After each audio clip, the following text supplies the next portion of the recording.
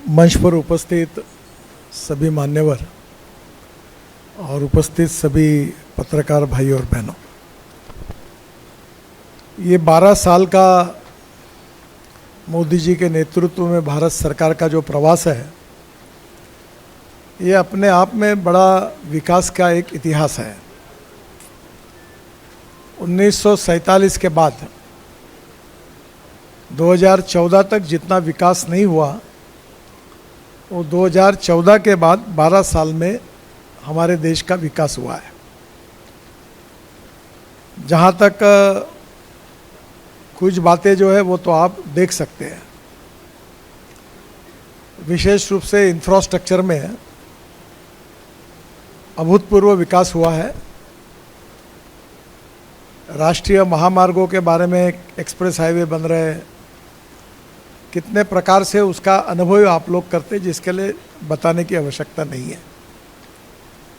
जो पोर्ट्स थे उसका टर्न डाउन पॉइंट समय जो था वो आधे पे आ गया, और 12 मेजर पोर्ट और 200 माइनर पोर्ट विकसित हुए। पोर्ट को रोड से जोड़ने के कारण कनेक्टिविटी भी मिल गई, और पोर्ट के साथ डेवलपमेंट, पोर्ट लेड डेवलपमेंट, इसकी योजनाओं के अनुसार पोर्ट में काफ़ी बड़े प्रमाण पर विकास हुआ। पोर्ट को जोड़ने वाले जो रोड है, जैसे पंजाब से अमृतसर से निकलकर यहाँ गुजरात में कांडला पोर्ट तक कनेक्टिविटी हुई। रेलवे के बारे में आपने देखा होगा कि पहले रेलवे में आज जो वंदे भारत ट्रेन शुरू हुई है, वो इतनी पॉपुलर हुई है कि बड़े प्रमाण पर अब लोग उसकी डिमांड कर रहे हैं। समय भी बच रहा है, कंफर्ट्स भी है। बुलेट ट्रेन का भी निर्माण तेजी से हुआ है। हवाई अड्डे जो थे वो दुगने से ज़्यादा बढ़े हैं। ये बात जरूर है कि और बड़े प्रमाण पर बढ़ने की संभावना है। उस समय यह कहते थे कि हवाई चप्पल पहनने वाले अब हवाई जहाज़ में प्रवास कर रहे हैं, यानी आज छोटे भी छोटे व्यक्ति हवाई जहाज में जा रहे हैं। जहाँ तक महिलाओं के बारे में, सशक्तिकरण के बारे में है, उसमें महिला बचत गट की जो समूह है, उनकी परिस्थितियाँ बदल गई है। कुछ मोटे तौर पर मैं कुछ परिवार में विशेष रूप से जो बेनिफिट मिले हैं, आयुष्मान भारत में जो गरीब परिवार है, जो अपने स्वास्थ्य विषयक तकलीफ़ों का उपचार नहीं कर सकते थे, उन सबको 60 करोड़ लोगों को आयुष्मान योजना का फायदा मिला है, और 5 लाख रुपए तक का स्वास्थ्य का कवरेज मिला हुआ है। हमारी पीएम उज्ज्वला योजना में 11 करोड़ महिलाओं को कनेक्शन मिला है, परिवारों को। अब न लकड़ी दिखता है, न भूसा दिखता है, न टाल है। हमारे समय गली गली में टाल होते थे, कोयला भी बेचते थे और लकड़ी भी बेचती थी। अब दिखते ही नहीं, उनका धंधा बंद हो गया। फिर मिट्टी का तेल था, वो मिट्टी तेल बेचने वाले एसोसिएशन का मैं अध्यक्ष था। तो मुझे याद है, नागपुर शहर में 4,500 लोग ये मिट्टी का तेल बेचते थे। वो कोई बैल लगा के गाड़ी चलाते थे, कुछ साइकिल रिक्शा पे टैंकर रख के बेचते थे। आज एक भी गाड़ी दिखती नहीं। विशेष रूप से जनधन योजना में करीब 58 करोड़ लोगों ने पहली बार बैंक में खाता खोला है, और एक प्रकार से उस खाते खोलने के बेनिफिट भी उनको मिले हैं। स्वच्छ भारत मिशन में शौचालय और स्वच्छता में 12 करोड़ शौचालय बने, और नागपुर शहर में तो हमने स्वच्छता के बारे में एक अच्छा रिकॉर्ड प्रस्तावित किया है कि हमारे यहाँ जो प्रकल्प हो रहा है कचरे को सेग्रीगेट करके हम उससे बायो सीएनजी बना रहे हैं। और अभी आज ही मैंने पूछा, करीब 2 टन पर डे पे आया, 28 टन पर डे पे आएगा। 28 टन पर डे ने हमारे शहर में जो सीएनजी पर स्कूटर चलती है, अभी वो अपने पाइप में डाल रहे हैं। अभी सीएनजी का पाइपलाइन सब जगह आ रहा है, और उसमें वो गैस हम दे रहे हैं। मैं हमारे महापौर को और हमारे सभी नेताओं को मैंने कहा है कि आपकी गाड़ी अल्टरनेटिव फ्यूल और बायो फ्यूल पर लाइए, पेट्रोल डीजल बंद करिए, कि बिल्कुल अब हम उसको चला सकते हैं। बाद में कचरे का जो मिशन है ये वेस्ट टू वेल्थ, और इसमें स्वच्छता में जैसे ये हुआ वैसे जो राइस स्ट्रॉ है परली, उससे डांबर बनाया गया, एविएशन फ्यूल हवाई ईंधन बन गया, अभी 5% डालने की बात चल रही है। और उसके साथ साथ हमारे, मुझे बताते हुए खुशी हो रही है कि नागपुर जबलपुर रोड पर मनसर के पास 1 किलोमीटर रोड परली से बायो बिटुमेन बनाकर उसका उपयोग करके बना, और उसका रिपोर्ट यह है कि that is prove to be better than petroleum bitumen. और अभी हम कोशिश कर रहे हैं कि हमारा पूरा बायोमास जले नहीं, उसके साथ रबर टायर की पाउडर 16%, बायो बिटुमेन 30% और 7% प्लास्टिक डालकर हमारे देश में करीब 120 लाख टन डांबर की ज़रूरत है। इंडियन रिफाइनरी की केवल 50 लाख टन क्षमता है, बाकी ये 60-70 लाख टन इंपोर्ट होता है, और उसके भाव अब दुगने हो गए हैं। तो उसके बजाय हमारा किसान अब डांबर बनाएगा।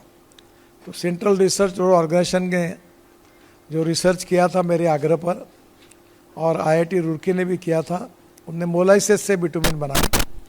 और अभी ये जो रिसर्च था पेटेंट, उसको पेटेंट करने के लिए लगाया मैंने, और 25 लोगों ने वो खरीदा है। तो अब ये डांबर के रोड बायो वेस्ट से बनेंगे। और स्वच्छ भारत में जो पानी है, गंदा पानी, उसमें और काम करने की आवश्यकता है, पर अभी हम लोग उसको शुद्ध करके कोराड़ी खापरखेड़ा को देते, मथुरा में प्रोजेक्ट होते, देश में अनेक जगह पर उस पानी का भी उपयोग हो रहा है। और कचरे का धीरे धीरे एक 5-7 साल के बाद आपको कचरा ही नहीं दिखेगा। लोग कचरे के लिए लड़ाई करेंगे, मुझे कचरा चाहिए, मुझे कचरा चाहिए। मेरी बात आपको आज ऐसी लगी, पर आपको याद करिए, आज से बावनकुड़े जी बैठे हैं, आज से 15 साल पहले फ्लैश के लिए इतनी समस्या थी कि पोल्यूशन का लोग चिल्लाते थे। अब NHI में हमें प्रॉब्लम है, फ्लैश नहीं मिल रही। फ्लैश 35% सीमेंट में जाती है। तो ये जो स्वच्छता का अभियान में हमने वेस्ट में वैल्यू क्रिएट करके जो प्रयोग किए, 80 लाख टन कचरा राष्ट्रीय महामार्गों में डाल दिया है। तो एक प्रकार से स्वच्छ भारत मिशन, इसमें एक तरफ शौचालय का भी निर्माण हुआ और कचरे, लिक्विड वेस्ट और सॉलिड वेस्ट का भी समाधान ढूंढा गया। 5 साल के बाद ये समस्या नहीं के बराबर रहेगी।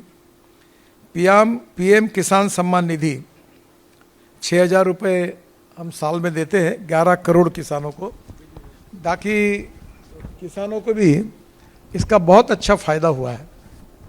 और एक प्रकार से एक मोबाइल फ़ोन का ये बेल बजती है तो उसको पता चलता है कि मेरे अकाउंट में पैसा जमा हो गया।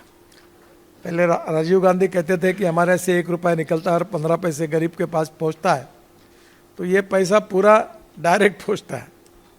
ये जो हमारे व्यवहार शुरू हुए डिजिटल ट्रांजैक्शंस, हम वर्ष विश्व में पहले नंबर पर आए, और जिसके कारण हर चीज़ का करप्शन खत्म हो गया, यानी लगभग डायरेक्ट लोगों को मिलने लगा, और किसानों को भी ये उसका एक बहुत बड़ा आधार हुआ।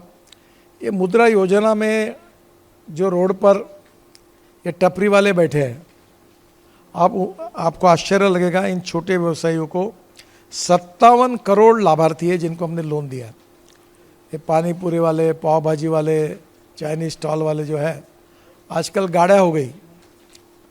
कल मैं रेशमबाग चौक में रात को आ रहा था, तो पहले वहाँ ठेले खड़े होके करते थे। कल मैंने देखा लाइन से छोटी छोटी गाड़ियाँ थी, रात को लाई थी, सब गाड़ियों में स्टेनलेस स्टील का ये लगाकर चकाचक करके बिल्कुल रास्ते पर गाड़ियाँ खड़ी थी, क्योंकि उनको सबको बैंक से कर्जा मिला है। और ये संख्या जो है ये 57 करोड़ लाभार्थी है, और 35 लाख करोड़ रुपए बैंकों ने इनको लोन दिया है। और सबसे आश्चर्य की बात है, कि इसका एनपीए नहीं के बराबर है। यानी गरीब आदमी ईमानदारी से बैंक के पैसे वापस कर रहा है। हमारी बैंकें जो एक समय घोटालों के कारण अड़चन में आई थी, अब हमारी बैंक सब प्रॉफिट में आई है, एनपीए एकदम कम हुआ है और करीब हमारे बैंकों का प्रॉफिट 1.25 लाख 1.5 लाख करोड़ बन गया है, राष्ट्रीयकृत बैंकों का। इसके साथ पीएम आवास योजना में 4 करोड़ पक्के घर बने हैं। हमारे यहाँ नागपुर में भी अनेक लोगों को घर मिले हैं और आप भी बन रहे हैं, तो एक बहुत बड़ा फायदा हुआ। बाद में ये पीए आवास योजना के साथ तो क्या कहते हैं सुधीर, महाराष्ट्र सरकार से एक बहुत महत्वपूर्ण निर्णय है हमारे, हाँ अच्छा, तो उसमें हमारी बहुत अपेक्षा थी। उसके बारे में जो हमारे लोगों के प्लॉट्स थे उसके बारे में हमने मुख्यमंत्री जी की मांग की थी। बहुत पॉजिटिवली वो निर्णय जल्दी होगा ऐसी उम्मीद है। इसके बारे में वो घोषित करेंगे। पर इसके कारण घर बनाने के लिए लोगों को बहुत बड़ा फायदा होगा। बाद में हर घर जल, ये भी हमारी आदि 5-7 साल राजनीति के, जब मैं टाउन हॉल में कॉरपोरेशन की मीटिंग होती थी तो वो माटी के मटके वो लाना और फोड़ना, यही काम का मैं प्रमुख था। तो देख कुंभार के पास जाते थे एकनाथ जोग और मैं हमारे एरिया में, और हर मीटिंग के साथ 50-100 मटके खरीद के लाकर फिर मीटिंग के सामने उसको फोड़ते थे। पानी नहीं आता था और किले में हमारे यहाँ पानी आता 3 बजे रात को, रोज रात भर जग के रहते थे। और 3 बजे आकर वो भी ऐसा आता था कि वो दादा कोंडके ने जैसा गाना गाया वैसा पानी आता था। अब कोई पानी के लिए मोर्चा नहीं, यानी हर देश की परिस्थिति बदल गई। तो हर घर नल की योजना भी हुई, 16 करोड़ कनेक्शन दिए गए। डिजिटल इंडिया में हमारे 6 लाख सीएससी केंद्र बने हैं। जैसे मैंने कहा कि हर चीज़ डिजिटलाइज हो रही, और सपना तो ये है कि कोई कारपोरेशन में, नगर परिषद में, जिला पंचायत में, सरकार में, मुंबई में लोग ही नहीं आए, ऑल डिजिटल हो जाए, ताकि सही में गुड गवर्नेंस का फ़ायदा आम आदमी को मिले। स्टार्टअप इंडिया में भी बहुत अच्छा काम हुआ है। स्टार्टअप एंड इनोवेशन में 1.6 लाख स्टार्टअप और 118 यूनिकॉर्न ये पूरे हुए। स्किल इंडिया मिशन में 5 करोड़ युवाओं को स्किल का ट्रेनिंग दिया गया है। अभी मैं आते आते हमारे यहाँ एक कॉलेज है गंधे, उनका अजय भी है उसमें, वो बहुत अच्छा कॉलेज है। उनको दोनों लड़कों को लेके आए थे, तो बोले आपसे आशीर्वाद लेना है। तो मैंने उनको पूछा क्या है, बोले आपका फेवरेट सब्जेक्ट है, ये दोनों अच्छे शेप बने हुए हैं। तो मैंने उनको तुरंत कहा कि शेप का अभी बहुत शॉर्टेज है, तो तुम अभी इंजीनियरिंग कॉलेज और एमबीए तो ठीक है, पर शेप का कॉलेज पहले खोलो, ताकि अच्छे शेप होने चाहिए, ताकि हमें जैसे लोगों को अच्छा खाना खाने के लिए मिलेगा। तो उसने कहा कि मेरे घर के सामने ही उसने रेस्टोरेंट खोला है और वो चाहता है कि एक बार आप सब टेस्ट करने के लिए वहाँ आए। तो अब बड़े बड़े अच्छे अच्छे घर के लड़के शेफ बन रहे हैं। तो ये ऐसे कौशल्य प्रशिक्षण, ये बहुत बड़ी बात है। हमारे यहाँ नागपुर वेवर है, वेविंग का काम होता है। अब मैं आपको मालूम हूँ मैं साड़ियाँ बनाता हूँ, और मेरा टारगेट है कि 1 साल के अंदर कम से कम 10,000 महिलाओं को रोजगार मिले। हमने जो टसर सिल्क की साड़ी बनाई है 8 महीने से बना रहे, हमारे पास दिखाने के लिए नहीं है, शॉर्टेज है। और 400 रुपये की साड़ी भी हमने कॉटन की बनाई है। 2 महीने में हमारे सेंटर का उद्घाटन है दापेवाड़ा में। ऐसे देश में अनेक जगह पर अलग अलग प्रकार के कौशल्य का विकसित करने के लिए अनेक सेंटर खोले और उन्होंने अच्छा काम किया है। पीएम गरीब कल्याण अन्न योजना मुफ्त राशन, इसमें 61 करोड़ लोगों को इसका एडवांटेज मिला है। उड़ान स्कीम 1.2 करोड़ हवाई यात्रियों को लाभ मिला है। और अभी ये जो एविएशन फ्यूल के भाव बढ़ते थे, इसके लिए हमने 10,000 करोड़ का निधि दिया है, और एविएशन फ्यूल की कीमत फिक्स कर दी है 115 रुपये लीटर, ताकि एविएशन इंडस्ट्री में बार बार रेट भी नहीं बदलेंगे और इंडस्ट्री को भी इंटरेस्ट प्रोटेक्ट होंगे और बाकी का भी होगा। तो ये हमारा अब नागपुर का एयरपोर्ट भी 25 तारीख को शायद उसका हैंड ओवर होने वाला है। तो उसके बाद में वहाँ से इंटरनेशनल एयरपोर्ट बने, ये हमारी कल्पना है और निश्चित रूप से उसका काम शुरू होगा। और मैंने भी एक टारगेट पक्का किया है कि जिस दिन ये एयरपोर्ट शुरू होगा उस दिन हमारा किसानों ने बनाया हुआ हवाई ईंधन उसमें डाला जाएगा, ताकि विदर्भ के किसान हवाई ईंधन भी यहाँ से तैयार होगा। तो ये सब संभव होगा, इसका कारण सरकार ने इसको सबको अच्छा दिया। लखपति दीदी, इसमें द्रोण दीदी भी आई, आज द्रोण में स्प्रेइंग शुरू हुआ, नैनो यूरिया नैनो मिश्र खत आए, और इसमें भी जो एसएचजी थी महिलाओं की आय बढ़ाने की, 3 करोड़ महिलाएं इसके कारण लाभान्वित हुई है। ये जो श्रम पोर्टल है असंगठित श्रमिकों का पूंजीकरण, इसमें 32 करोड़ श्रमिकों का पंजीकरण हुआ है और उनको बेनिफिट मिला है। इसके साथ साथ पीएम विश्वकर्मा योजना में कारीगरों को प्रशिक्षण में 3 लाख तक लोन की सुविधा प्राप्त हुई है। ये पीएम एफएमई स्कीम, इसमें फूड प्रोसेसिंग यूनिट्स को सहायता, 35% कैपिटल सब्सिडी है। पीएम सूर्य घर सूर्योदय योजना, रूफटॉप सोलर, हर घर में अभी ये लग रहा है, 38 लाख लोगों ने लगाया है, परिवारों ने इसका फ़ायदा मिला है। 300 यूनिट तक मुफ्त बिजली मिलेगी। बाद में नमो द्रोण दीदी में ये भी द्रोण पर 80% तक सब्सिडी दी गई है, ताकि किसानों को फ़ायदा और महिलाओं को काम मिले। ये बाकी भी बहुत से काम हैं, जैसे ट्रांसपोर्ट सेक्टर में भी अभी बड़े प्रमाण पर काम हमने किया है, जिसके कारण केवल रोड नहीं बने हैं, तो रोड के कारण रोजगार भी निर्माण हुआ है। नई पॉलिसी जनवरी 25 में जो लॉन्च हुई थी, उसमें ये जो ट्रांसपोर्ट सेक्टर के लिए employment generated driving training centres हमने खोले, और उसमें से स्कीम के अंतर्गत 1600 सेंटर्स बनाए जाएंगे। और मुझे खुशी है कि 24 सेंटर ऑपरेशनल हुए और 112 पाइपलाइन में हैं, और देश में 22 लाख ड्राइवरों की कमी है। 1600 सेंट्रल ऑपरेटेड होने जाने पर 1 करोड़ 15 लाख लोगों को ड्राइविंग ट्रेनिंग दे पाएंगे, जिसमें उनको अपॉर्चुनिटी मिलेगी। एग्रीगेटर इकोसिस्टम है। ये काफ़ी बातें ऐसी है कि जिसके कारण हमने ई रिक्शा लाया देश में, और मुझे लगता है कि ये इससे अच्छी कोई स्कीम नहीं है। मैं आगे भी कहता हूँ कि मेरे लाइफ में सबसे अच्छा काम अगर कोई होगा तो मैकेनाइज्ड ड्रिवन ई रिक्शा का हुआ। मैं बचपन की यादों को भूलता नहीं हूँ। महल से निकलता था, तिलक पुतले पर चढ़ते चढ़ते वो रिक्शे वाला हमको खींचता था, आंखों में आंसू आते थे। अभी 1.5 करोड़ लोग जो आदमी को ढोने का काम करते थे, ये आप में से कुछ लोग अभी याद होगा महल में इतवारी में रहते होंगे, ये प्रेमजी भाई शाह नानजी नाक्सी फर्म थी।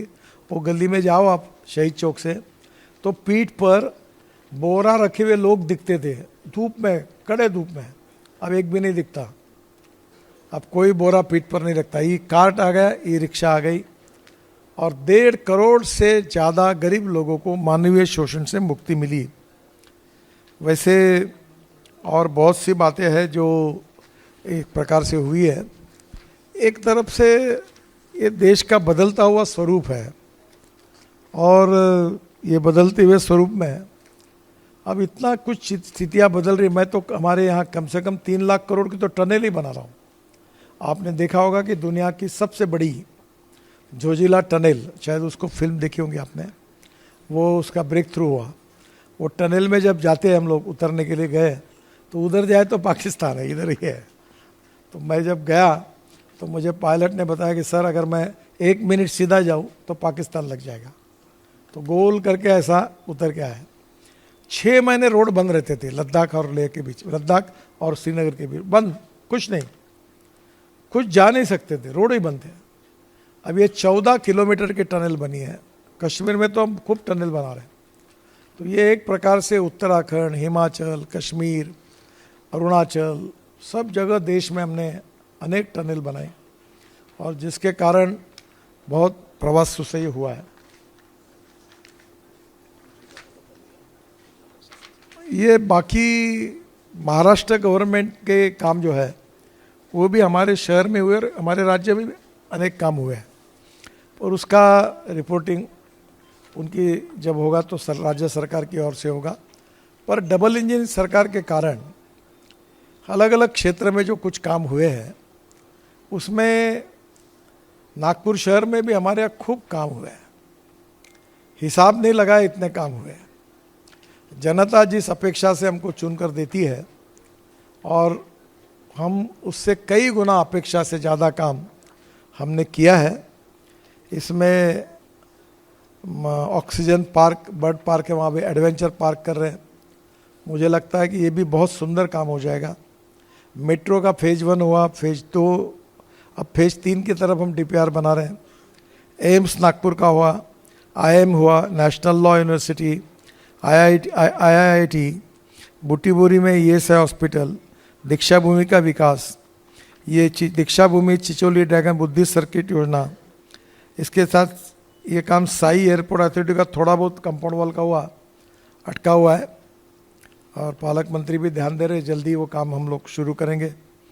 बाद में सिम्बोसिस नागपुर में आया, यहाँ से बच्चे पूना में और मुंबई पढ़ने के लिए, आप जाते नहीं कोई, सिम्बोसिस आ गया, नर्सिंग होम आया, देश की 5 में से 2 यूनिवर्सिटियाँ आ गई। तो इसके कारण एजुकेशन की हब बन गया नागपुर, ये मेडिकल हेल्थ का भी हब बन गया है। स्मार्ट सिटी के अंदर पारडी, भरतवाड़ा, पुनापुर, कितना अच्छा हुआ काम, अभी कभी जाकर आइए। नाग नदी का 2400 करोड़ का काम शुरू हो गया। हमारे किसानों के लिए आत्महत्या करने मदर डेयरी लाई, उसमें 1000 करोड़ के काम शुरू हुए। 6 लाख लीटर दूध हम ले रहे, 50 लाख लीटर पर हम जाएंगे। वेस्ट टू एनर्जी वाला प्रपोजल आपने अभी देखा है, जो मैंने बताया कि CNG का उसमें आ गया। बाद में नवी रेलवे लाइन को मंजूरी मिली। हमारे रेलवे का भी ट्रैफिक जाम था, नागपुर राजनांदगांव, नागपुर इटारसी, नागपुर सेवाग्राम और नागपुर, ये हमने 4 लाइन बन जाएगी अभी, नागपुर इटारसी से लेकर इधर राजनांदगांव को लेकर इधर वर्धा की तरफ से। तो हमारे यहाँ निश्चित रूप से इसका फ़ायदा होगा। नागपुर में MSME में भी काफ़ी काम हुआ है, दाल मिल क्लस्टर, गारमेंट क्लस्टर, और मेडिकल और मेयो कॉलेज का बहुत बड़ा डेवलपमेंट का प्रोजेक्ट जोरों से चल रहा है। शहर में टप्पा 4 और टप्पा 5 में अभी सीमेंट कंक्रीट के 2500 के और करोड़ के रोड बनने के बारे में देवेंद्र जी ने विश्वास दिया है। हमारे यहाँ मरने वाले लोगों की संख्या कम हो गई 50%, क्योंकि ब्लैक स्पॉट्स में सुधार किया गया।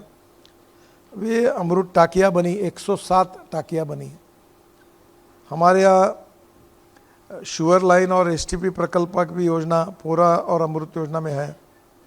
बाद में खेलने के लिए हम स्पेशल फैसिलिटी कर रहे हैं, अनेक खेल की मैदाने कर रहे हैं, स्पोर्ट्स क्लब खोल रहे हैं, बहुत अच्छा। मैं आप 5 साल का नागपुर जब होगा तो आपको मालूम है, आप लिख रखना आपके पास, 1 लाख लोग शाम को 6 बजे के बाद आपको मैदान पर दिखेंगे।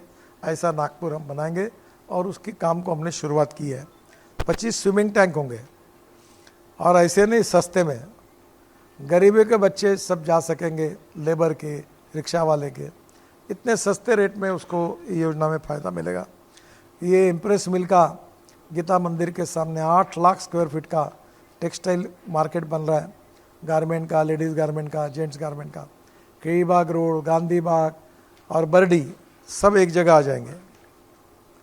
नागपुर में अनेक मार्केट पर हम काम कर रहे हैं। वैसे एक तो प्रेस कॉन्फ्रेंस मार्केट पे ही करनी चाहिए, मैं आपको सब डिज़ाइन बताऊंगा। इसमें कमाल टॉकीज चौक कमर्शियल कॉम्प्लेक्स 60 करोड़ NHAI ने दिए उसमें, और अभी हमने थोड़ी पॉलिसी बदली है। अब पैसा केवल कारपोरेशन को मिलेगा, पैसा मिलेगा पर उसके बजाय जनता को प्रॉफिट दे रहे हैं। स्विमिंग टैंक होगा, हेल्थ क्लब होगा, वॉलीबॉल के ग्राउंड, खो खो के ग्राउंड, बैडमिंटन के कोर्ट्स, सब प्रकार के क्लब हाउस, रेस्टोरेंट्स होंगे, फूड मॉल्स होंगे। फिर उसके जनता की सुविधा देखी गई, मटन मच्छी मार्केट, फ्रूट वेजिटेबल मार्केट होंगे। तो ये मार्केट की योजना अभी 16 मार्केट पे हमने काम शुरू किया है। इसमें से कमाल टॉकीज चौक कमर्शियल कॉम्प्लेक्स, डिंग दवाखाना व्यापारी संकुल, cotton market redevelopment phase 1 phase 2 cotton market, Itwari बाजार, अनाज बाजार, पोहावड़ी लोहावड़ी विकास प्रकल्प, मस्का सात मार्केट, इतवारी सराफ मार्केट, दही बाजार, संतरा मार्केट, नेताजी मार्केट, गणेशपेट बस स्थानक, मोर भवन बस स्थानक पुनर्विकास, सोक्ता भवन का काम शुरू हो गया, बुधवार बाजार महाल पुनर्विकास, सक्करदरा बुधवार बाजार पुनर्विकास, एग्रो कन्वेंशन सेंटर दाबा जागतिक दर्जा का बन रहा है, काफ़ी काम इसका हो गया है।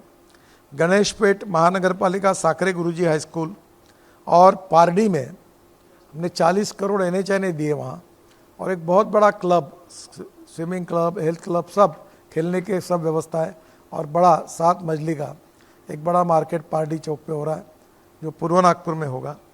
तो एक प्रकार से ये इतनी बड़ी लिस्ट है कि अब इसमें बनाना, इतना बताना ही मुश्किल है।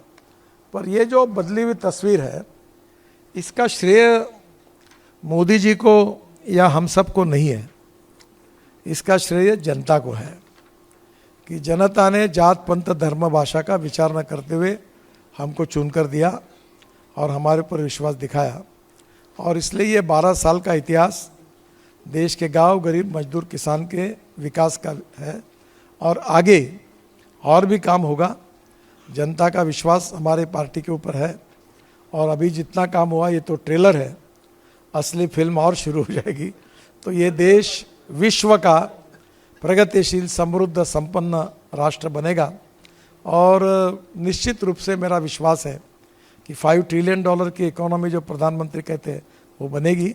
और हमको और काम करना है, और वो काम करने के लिए जनता का प्रेम और आशीर्वाद यही पूंजी रही है। और इस 12 साल का ये जो प्रगति का और विकास का इतिहास है, इसमें सबका सहयोग मिला है। मीडिया ने भी हमारे ऊपर इन सब कामों के बहुत अच्छा सपोर्ट दिया है। आपके प्रति भी मैं ऋण व्यक्त करता हूँ, और मुझे सब बातें बताना संभव नहीं हुआ तो मैं आपके वेबसाइट पर डाल रहा हूँ, जो लिखना आप लिखिए, क्योंकि उसमें समय बहुत नहीं तो जाएगा। फिर से एक बार मोदी जी के नेतृत्व में आगे भी ये विकास के लिए हम कृत संकल्प है। आपके प्रति आभार व्यक्त करता हूँ, बहुत बहुत धन्यवाद। आप जो सवाल पूछेंगे उसका मैं जवाब दूंगा।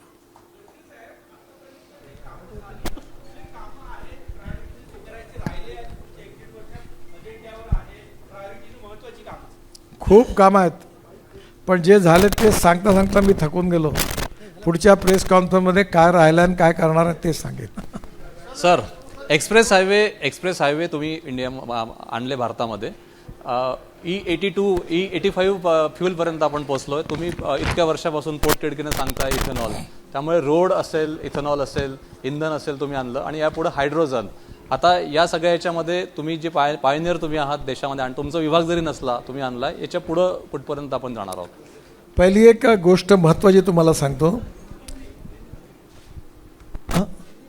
अच्छा, पहली बात मैं आपको बताता हूँ कि नागपुर से हैदराबाद द्रुतगति महामार्ग का काम ऑलरेडी 50% पूरा हुआ है, और नागपुर से चंद्रपुर ये महाराष्ट्र सरकार बना रही है, और मैंने उनको रिक्वेस्ट की कि इसको आप बड़ा बनाइए 6 लेन, तो वो देवेंद्र जी ने मान्य किया, कैबिनेट में मंजूर किया है, और इसलिए नागपुर से चंद्रपुर हाईवे बनेगा नया, और चंद्रपुर को एक रिंग रोड भी हम प्लान कर रहे हैं, और वहाँ से फिर डायरेक्ट हैदराबाद जाएंगे।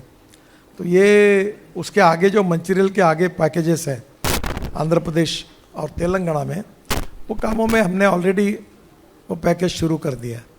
तो मुझे लगता है कि एक 2-3 साल के अंदर नागपुर हैदराबाद ये मैक्सिमम 3.5 घंटे में, 3-3.5 घंटे में हो जाएगा। तो ये द्रुतगति महामार्ग एक ही होगा। दूसरी बात, नागपुर से गढ़चिरौली और गोंदिया ये भी हाईवे बन रहे हैं, और उधर जबलपुर से मैं एक हाईवे बना रहा हूँ, तो जबलपुर से रायपुर, तो गोंदिया के बाद जब समृद्धि महामार्ग को जोड़कर एक स्पन दिया जाएगा तो नागपुर से रायपुर भी हाईवे बन जाएगा। तो एक प्रकार से रायपुर से विशाखापट्टनम भी बना है। बाद में ये गढ़चिरौली अभी स्टील हब बना है, तो गढ़चिरौली को रायपुर विशाखापट्टनम हाईवे को जोड़ने का हम प्रोजेक्ट हमने मंजूर किया है। इसके कारण ये भी बहुत बड़ा फ़ायदा होगा। और जो आंध्र प्रदेश के पोर्ट है, मछलीपट्टनम होगा, बाकी 3-4 है, वो मुंबई से हमको नागपुर को नज़दीक हो जाएंगे। तो मुझे लगता है कि रोड में ये हुआ। और दूसरी बात जो आपने पूछी, वो आज का दिन मेरे लिए भी बहुत खुशी का है कि कल रात को 8 बजे मैंने जो फाइल है उसके ऊपर साइन किया कि 100% इथेनॉल इसके नियम बनकर उसको आज कानूनी रूप से प्रक्रिया देने वाली फाइल पर मैंने साइन की है। और मुझे बताते खुशी हो रही कि मारुति सुजुकी ने वैगनार करके जो सबसे बेचने वाली उनकी गाड़ी है, वो 100% इथेनॉल पर मुझे और पुरी साहब को लॉन्च करने का मौका मिला। जो मोटरसाइकिल है हीरो कंपनी, 5 में से 3 मोटरसाइकिल उनकी है, उनकी 2 मोटरसाइकिल 100% इथेनॉल पर फ्लेक्स लॉन्च हुई है। इसके बाद टोयोटो, सुजुकी, बाद में MG हेक्टर, फिर हुंडई, सब कंपनियां आने वाले 1.5-2 महीने में 100% इथेनॉल पर गाड़ियां लॉन्च करेंगे। तो पेट्रोल का अल्टरनेटिव इथेनॉल होगा, ये सपना मैं कहता था, लोग हंसते थे, कुछ मित्र टीका टिप्पणी भी करते थे। अभी भी एक मैं बता रहा हूँ, बड़ी अच्छी इथेनॉल को बदनाम करने के लिए कोशिश कैसे होती। हमारे नागपुर की देवेंद्र गावंडे है, लोक सत्ता के संपादक, उनने मुझे फ़ोन किया कि मेरी जीप गाड़ी बिगड़ गई, मैकेनिक के पास लेकर गया तो उसने कहा कि गाड़ी जो है ये इथेनॉल डालने के कारण बिगड़ी है। तो फिर मैंने उनको पूछा कि ये गाड़ी आपकी पेट्रोल पर है कि डीजल पर है? तो बोले डीजल पर है। तो बोला डीजल में तो इथेनॉल ही नहीं डालते, तो बिगड़ी कैसे? तो बहुत इसके खिलाफ अपप्रचार करने की कोशिश भी की, पर 22 लाख करोड़ का देश का इंपोर्ट है। अब ये इंपोर्ट कम करने का जो हमने संकल्प किया था, धीरे धीरे गैस भी देश में पैदा होगा, पेट्रोल डीजल का अल्टरनेटिव भी तैयार होगा। इलेक्ट्रिक गाड़ी तो पॉपुलर हो गई। मैंने पहली गाड़ी जब लॉन्च की थी तो मुझे एक प्रसिद्ध पत्रकार ने प्रश्न पूछा था कि तुम्हारी हमारी इलेक्ट्रिक गाड़ी अगर रास्ते में बंद पड़ेगी तो गडकरी साहब धक्का मारने के लिए आप आओगे क्या? एक भी गाड़ी बंद नहीं पड़ी। अब इलेक्ट्रिक ट्रक आ रही, इलेक्ट्रिक मशीन आ रही, इलेक्ट्रिक ट्रैक्टर है मेरे घर पर, और अब फ्लेक्स इंजन का ट्रैक्टर भी आ रहा है। मेरे यहाँ एक ट्रैक्टर आयशर कंपनी का है, मुझे ये शौक भी है ये सब प्रयोग करने की। वो डीजल और CNG पे चलता है, 1 लाख रुपए की बचत है साल की। तो मैं आपको ये कहूँगा कि ये सपना पूरा हो रहा। और इस देश का किसान अब केवल अन्नदाता नहीं, ऊर्जा दाता नहीं, ईंधन दाता, ईंधन दाता नहीं, बिटुमिन दाता, और बिटुमिन दाता नहीं, अब वो हवाई ईंधन दाता, और हवाई ईंधन दाता नहीं तो अब हाइड्रोजन दाता भी बन रहा है। और जल्दी ही नागपुर में एक हाइड्रोजन का पंप और हाइड्रोजन पर चलने वाली 2 बसेस, इसका पायलट प्रोजेक्ट एक 3 महीने में हम नागपुर में शुरू करेंगे, ताकि नागपुर की जनता पानी से, इलेक्ट्रोलाइजर से हाइड्रोजन निकलेगा और जनता हाइड्रोजन के बस में बैठ के राउंड लगाएगी। वो दिन अब दूर नहीं है। हेलो हाँ, हेलो, पूरा काम का उद्घाटन 1 अगस्त को होगा। इसमें नीचे में जो रेलवे क्रॉसिंग आते हैं उत्तर नागपुर और मध्य नागपुर के बीच में, तो ऊपर का पुल शुरू करने के बाद उनका काम शुरू करेंगे, क्योंकि ट्रैफिक बहुत ज़्यादा है। तो ये जो पहला ये 2 छोड़कर पूरा काम पूरा हुआ, 1 अगस्त को उसका उद्घाटन होगा। और मैंने आपको जैसे बताया कि कमाल टॉकीज चौक के मार्केट के लिए 60 करोड़ रुपए NHAI ने दिए, 40 करोड़ रुपए पार्डी के मार्केट के लिए दिए, और कमाल टॉकीज चौक में जितने किराएदार वहाँ हैं सबको अकोमोडेट करेंगे। और उसके साथ साथ वहाँ वॉलीबॉल, बास्केटबॉल, कबड्डी, खो खो, ऊपर में swimming tank, health club, malls, एक नागपुर का अत्याधुनिक मार्केट एक पार्डी में बन रहा, एक कमाल टॉकीज चौक में बनेगा। गडकरी साहब, नितिन जी, एक 1.5 हाँ, हेलो, 100% पूरा। केवल जो 2 आपके रेलवे अंडर ब्रिजेस है, छोटे इतवारी लाइन पर और मेन लाइन पर, ये शुरू होने के बाद उसका काम करेंगे, नहीं तो ट्रॅफिक के लिए अडचण होगी। मेट्रोचा विस्तार अमरावतीपर्यंत करण्याचं तुम्ही मध्ये बोलला होतात. मेट्रोचा विस्तार तुम्ही अमरावतीपर्यंत करण्याचं बोलला होतात मध्ये, त्याचं काही पुढे झालं का? ऐसा है कि बीच में नागपुर वर्धा और नागपुर नरखेड़ और नागपुर भंडारा, इसके बीच में रेलवे का ही बड़ा चौकअप था, तो डबल लाइन होगी। और डबल लाइन अभी पहले 2 लाइन थी केवल, अब 4 होगी। तो चारों का काम लगभग पूरा हुआ है। तो होने के बाद फिर एक बार इसके लिए प्रयास करेंगे। पर बीच में वंदे भारत ट्रेन की भी शुरुआत हुई। अब लोगों को लगता है कि लोकल के बजाय इन शहरों को जोड़ने के लिए वंदे भारत ट्रेन जैसी शुरू हो। तो दोनों बातों का रेलवे मंत्री से होकर जरूर चर्चा करेंगे। नितीनजी, मध्यंतरी आपण बोलले होते 25 लाख. नितीनजी, एक 1.5 लाख किलोमीटरचं तुम्ही रस्ते बांधलेले आहेत, सगळं झालं, पण पर्यावरणाच्या दृष्टीने आपण NHAIच्या माध्यमातून किती वृक्षारोपण केलं आहे आणि किती वृक्षारोपण करून त्याचा हे काय आहे सध्या, म्हणजे त्याची जगण्याची स्थिती काय आहे? 4.5 करोड वृक्ष आम्ही लावले आहेत आणि 88,000 वृक्ष ट्रान्सप्लांटेशन केले आहे. आणि आता मी स्वतः असा एक आम्ही ठरवलं आहे सगळ्यांनी मिळून की नागपूर शहर आणि जिल्हा मिळून आम्ही 25 लाख झाडं यावर्षी लावणार आहे. त्याकरता सगळ्यांना बोलून मिटिंग करायची होती, पण कोड ऑफ कंडक्ट आल्यामुळे ते थांबलं. तर लवकरच इलेक्शनचा निर्णय झाला की ही मिटिंग करून यामध्ये शाळांचे मुख्याध्यापक, कॉलेजचे प्राचार्य, नागपुरातल्या युनिव्हर्सिटीज, नागपुरातले मोठे मोठे कॉलेज व सोशल ऑर्गनायझेशन, राजकीय पक्ष, सामाजिक संघटना, या सगळ्यांना आपण 2 ते 3 मीटरची झाडं देऊन नागपूर शहरात मोठ्या प्रमाणात कार्यक्रम करणार आहे. आणि विशेषतः यामध्ये एक पेड माँ के नाम ही जी प्रधानमंत्र्यांची योजना आहे, त्यात माझे आपल्यालाही अपील आहे की आपल्या फ्लॅट सिस्टीममध्ये, आपल्या घरामध्ये आपण एक पेड आईच्या नावाने लावावं आणि ते पेड मोठं करावं तिच्या स्मृतीप्रित्यर्थ. आणि नागपूर शहराला ग्रीन करण्याकरता आणि पर्यावरणाच्या दृष्टीने प्रदूषणमुक्त करण्याकरता या स्कीमला सहकार्य करावं अशी विनंती आहे. नितीन भाऊ, मध्यंतरी आपण 25 लाख कोटी रुपयांचे बॉन्ड्सचं बोलले होते जवळपास 1.5 वर्षापूर्वी. तर त्याचं काय स्टेटस आहे? एक आणि 5 ट्रिलियनमध्ये आपलं कॉन्ट्रीब्युशन किती राहणार आहे? $5 ट्रिलियन इकॉनॉमीमध्ये म्हणजे तुमच्या डिपार्टमेंटचं काही कॅल्क्युलेशन केलं आहे का? असं डिपार्टमेंट वाईज कधी कॅल्क्युलेशन होत नव्हतं. प्रधानमंत्र्यांच्या नेतृत्वाखाली सगळ्यांनी म्हणून प्रयत्न करायचा असतो. मी पहिली गोष्ट तुम्ही विचारली ही मी बोललो नाही आहे. मी हे बोललो की आज जर माझ्याकडे 15 लाख रुपये पडून आहे, याचा अर्थ असा की माझे जे रस्ते तयार झाले आहेत ते जर मी मॉनिटाईज केले तर मला बँक कोणीही 15 लाख करोड द्यायला तयार आहे. आणि म्हणून मी आता प्रॉब्लेम माझ्यासमोर पैशाचा नाही आहे, पैसे खर्च होत नाही हा प्रॉब्लेम आहे. आणि आत्ता मी मुंबईच्या स्टॉक एक्सचेंजमध्ये जेव्हा युद्ध सुरू होतं, एकदम डोक्यावर होतं, तेव्हा आमचा इन्व्हिटचा बॉन्ड सबस्क्राईब केला. जेव्हा इराण आणि अमेरिकेचं युद्ध जोरात सुरू होतं, मी आमच्या फायनान्स मेंबर जे रिझर्व्ह बँकेच्या डेप्युटी गव्हर्नरच्या इक्वलंट आहेत, त्याच कॅडरचे आहेत, त्यांना म्हटलं, नाराज़ झालो, म्हटलं आपको समझ में नहीं आता, ये समय है कैपिटल मार्केट में जाने का और अपना बॉन्ड इशू फायर हुआ तो मेरे को बदनाम करोगे आप, ये क्यों कर रहे हो इस तारीख को?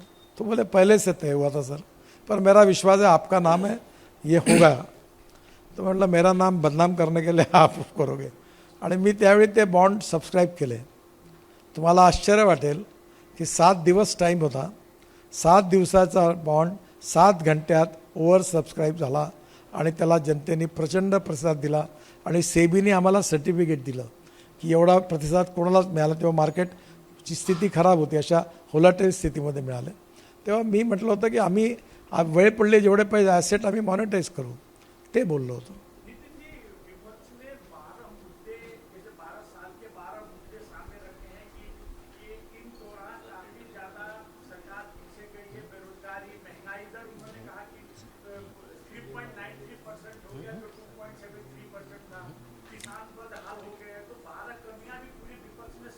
देखो भाई, स्किल डेवलपमेंट हो रहा, सबको काम मिल रहा है, घर मिल रहे हैं, तो विपक्ष को भी कुछ काम रहना चाहिए कि नहीं? उनको भी करने दो ना कुछ. वो बेचारे क्या चुपचाप घर बैठेंगे क्या? उनके काम होने दो. नितीन जी,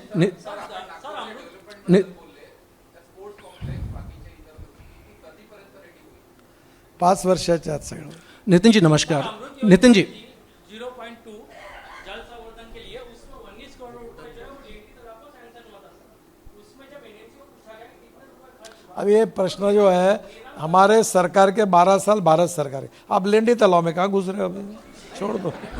नितीन जी नमस्कार. बाद में दूंगा जवाब, ये लेंडी नितिन जी- फेंडी का जवाब बाद में. नितीन जी नमस्कार. नितीन जी, नितीन जी यहाँ. अब ये बड़े बड़े इसमें जाओ, लेंडी में मत जाओ. नितीन जी, नितिन जी, गत वर्षों में कुछ वर्षों में पेपर लीक्स का जो प्रमाण है, पेपर लीक्स जो हो रहे हैं उसका प्रमाण काफी अरे बढ़ा वो है। विषय हो गया ना बहुत अभी। सर, अभी ये उपलब्धि के ऊपर विषय है हमारे यहाँ। हाँ,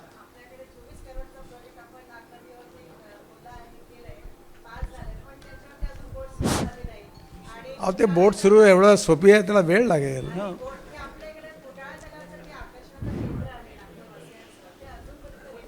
सुप्रीम कोर्टाच्या निर्णयानंतर त्या केबल पुन्हा डॅमेज झाल्या, त्या नवीन करणं, त्याचं काम करणं हे 20-22 कोटीचं काम आहे. त्यातलं जवळपास 5-7-8 कोटीचं काम झालं आहे. एक 3 महिन्यात सगळं काम करून पुन्हा फुटाळ तलाव चालू होईल. नितीनजी हां. इकडे एक दोन प्रश्न आहे. एक म्हणजे ते लोकांचं हा शेवटचा प्रश्न. हो, हे दोनच प्रश्न आहे फक्त. शेवटचे दोन प्रश्न वाटतात. तर एक असं आहे की ते लोकांचं जलतणावरचं किंवा जंगलावरचं अवलंबित्व कमी व्हावं म्हणून आपण उज्ज्वला योजना आणली. त्याच्यात 12 सिलेंडर वर्षाला देत होतो. आता ते 4 वर आले, संख्या कमी झाली आता.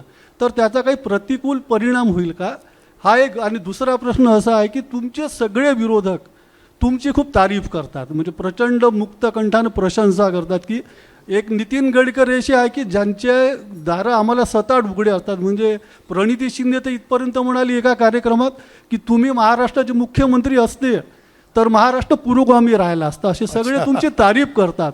तर दुसरा प्रश्न असा आहे की मला फटाके लावण्याचा कार्यक्रम आहे की तारीफ आहे? नाही, ऐका ना. नाही, दुसरा प्रश्न असा आहे माझा की तुमचा हा जो उदार दृष्टिकोन आहे हा तुमचे मंत्रिमंडळातले इतर सहकारी कधी स्वीकारतील? नाही, बावनकुळेंचं उदाहरण नाही, मी केंद्रातले म्हटलं. फार उदार दृष्टिकोन आहे त्यांचा. आणि तुम्ही कधी एकदा भेटा, त्यांच्या उदार दृष्टिकोनचा तुम्हाला नाही, अनुभव त्यांना येईल. खूप जवळून विकासाची सगळे बावनकुळे आम्ही आहे ना ते. मनाचे मोठे आहोत. नाही तर ते उज्ज्वलाचं काय आहे थोडं, काय उज्ज्वला योजनेचं ते जे असं आहे, चार आले ना. आपण हळूहळू गॅस फॉसिल फ्युएलच्या ऐवजी आपण सगळ्या याच्यावर आत्मनिर्भर व्हायचा प्रयत्न करतोय. आपल्या सरकारने मोठ्या प्रमाणावर यावर जोरात ताकद लावलेली आहे आणि या ताकदीमध्ये काही गोष्टी पुढे आल्या आहेत. विशेषतः अंदमान निकोबारला आपल्याला गॅस मिळालेला आहे. 3 विहिरीपैकी 2 विहिरीतून चांगलं यायला लागला गॅस. आपण नागालँडमध्ये मी एक रोड बांधतो आहे, खूपच जंगल आहे तिथे, पूर्ण पेट्रोलियम आहे, क्रूड ऑइल आहे सगळं, तिथे आपण काम करतो आहे. आपण बंगालमध्ये दुर्गापूरला coal gases CBM coal bed methane, त्याच्यातून आता आपल्याला CNG मिळतो आहे. त्याचे 9 प्रोजेक्ट पेंडिंग आहेत. तर आता प्रधानमंत्र्यांच्या नेतृत्वाखाली आपण ठरवलं आहे की गॅसच्या प्राईस, पेट्रोलच्या प्राईस, डिझेलच्या प्राईस, ॲव्हिएशन फ्युएल आपल्या हातात नाही आहे, कारण आपलं 87% इम्पोर्ट आहे आणि 87% इम्पोर्ट असल्यामुळे जगातली परिस्थिती आपल्याला दरवेळेला अडते. म्हणून आत्मनिर्भर आणि स्वावलंबी भारत निर्माण करण्याच्या मागे आपण लागलो आहे. चंद्रपूरला आपल्या भद्रावतीला एक मोठा कोल्ड बेल्ट मिथेनचा, लो क्वालिटी कोलवरचा मिथेनॉल, अमोनियम नायट्रेट आणि DME हे तयार होणारं मोठं काम सुरू होत आहे. हळूहळू आपण याच्यात आत्मनिर्भर बनण्याचा प्रयत्न करू. सध्याच्या युद्धजन्य परिस्थितीत आलेले संकट आहेत, त्यातून हे निर्णय झाले आहेत. हो, पण हे निसर्ग आणि पर्यावरणाचा ऱ्हास थांबवून हा विकास झाला पाहिजे. असं आपण खूप झाडं तोडतो, प्रचंड झाडांची कत्त. काही हे झालं खरं की नाही म्हणजे आहे. झाडं नाही ना खरं. आपल्याकडे मी आता एक ठरवलं आहे की रिमोट सेन्सरचं ऑफिस आहे अमरावती रोडवर हां, आणि त्या ऑफिसमधून मी तिथल्या अधिकाऱ्यांशी बोललो आहे आणि बावनकुळे साहेबांना मी विनंती करीन आणि गणेश नाईकांच्या सहकार्याने आम्ही महाराष्ट्रातल्या सर्व तालुके, डिस्ट्रिक्टचं आम्ही रिमोट सेन्सर्सनी मॅपिंग करणार आहे. त्याचं एक पुस्तक प्रकाशित करणार आहे आणि दरवर्षी ज्या तालुक्यांनी आणि महानगरपालिकेने किंवा जिल्ह्यांनी फॉरेस्ट कव्हर वाढवलं त्या पहिल्या 3 लोकांना आपण बक्षीस देणार आहे.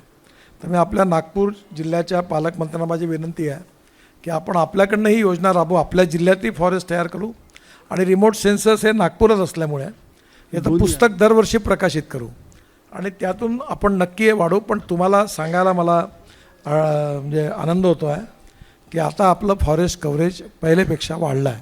तरी पण अजून झाडं लावायची गरज आहे आणि सगळ्यात महत्त्वाचं म्हणजे कार्बन डायऑक्साईड हे जो तयार होतो, ज्याच्यामुळे आपल्याकडे खूप नुकसान होतं स्वास्थ्यविषयक, त्याच्याऐवजी कार्बन डायऑक्साईडचं व्हॅल्यू ॲडिशन करणं कार्बन डायऑक्साईड पासून इथेनॉल तयार होतं, मिथेनॉल तयार होतं, DME तयार होतं. तर आता कार्बन डायऑक्साईडच्या याच्यावरही पॉलिसी येते आहे आणि त्यामुळे आपण पर्यावरणाच्या बाबतीत भयंकर संवेदनशील आहोत आणि याच्यातून येणाऱ्या 4-5 वर्षात चित्र बदलेल. मला वाटतं आपला सगळ्यांचा मी धन्यवाद देतो, आभार मानतो.